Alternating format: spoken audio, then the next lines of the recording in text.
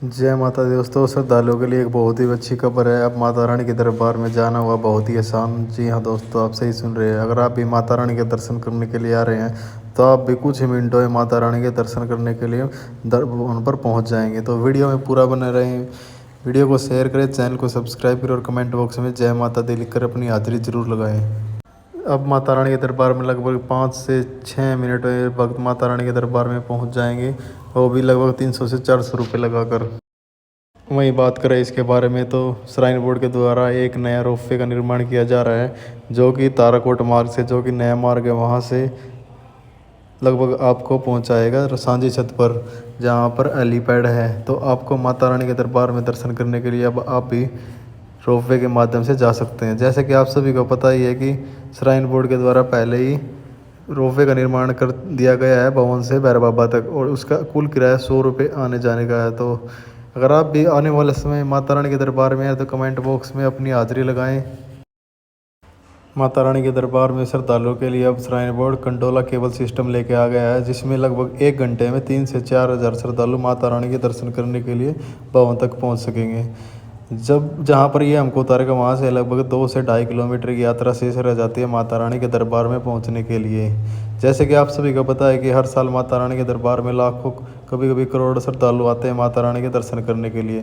तो हर साल भक्तों की संख्या को देखते हुए श्राइन बोर्ड के द्वारा भी धीरे धीरे कुछ ना कुछ चेंज किया जाता है माता रानी के दरबार में आ रहे भक्तों के लिए। इसमें कुछ श्रद्धालु ऐसे भी होते हैं, बड़े बुजुर्ग बच्चे, जो कि माता रानी के दरबार में पैदल चलकर नहीं जा सकते, ना ही वो पिट्ठू पालकी का सहारा ले सकते। तो ऐसे में उन श्रद्धालुओं के लिए बहुत ही बड़ी खुशखबरी होगी कि वो भी हम माता रानी के दरबार में पहुंच सकेंगे रोपवे के माध्यम से। जैसे कि आप सभी को पता ही है कि माता रानी की कुल यात्रा लगभग 12 किलोमीटर है कटरा से भवन तक, और भवन से भैरव बाबा के लिए लगभग 2 से 2.5 किलोमीटर।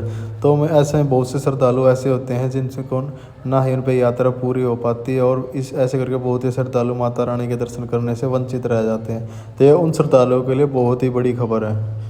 और जो श्रद्धालु माता रानी के दर्शन करने के लिए घोड़े पिट्ठू पालकी का सहारा लेते हैं, उसमें बहुत ही ज़्यादा खर्च आता है। तो ऐसे में उन श्रद्धालुओं के लिए भी बहुत ही ज़्यादा दिक्कत होती है। तो अब आप बहुत ही कम खर्च में माता रानी के दर्शन कर पाएंगे।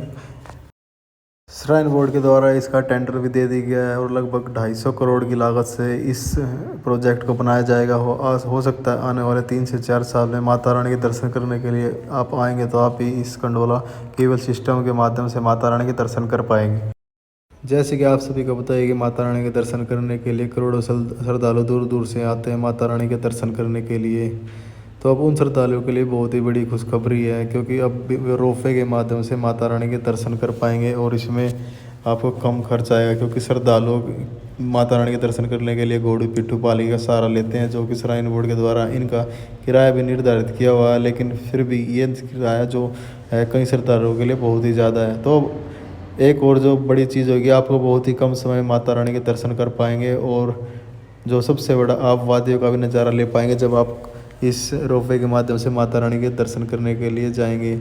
तो भक्तों के लिए बहुत ही समय की बचत होगी, क्योंकि वो एक ही दिन में अपनी यात्रा करके वापस माता रानी के दर्शन करके घर की तरफ जा सकेंगे। जैसे कि आप सभी को पता है कि श्राइन बोर्ड हर साल माता रानी के दर्शन करने के लिए आने वाले भक्तों के लिए कुछ ना कुछ चेंज करता रहता है।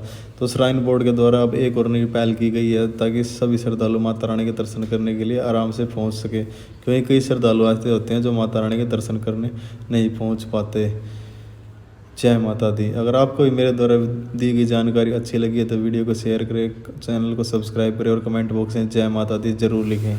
और ये बताना ना भूलें कि आप भी माता रानी के दर्शन करने के लिए कब आ रहे हैं। जय माता दी।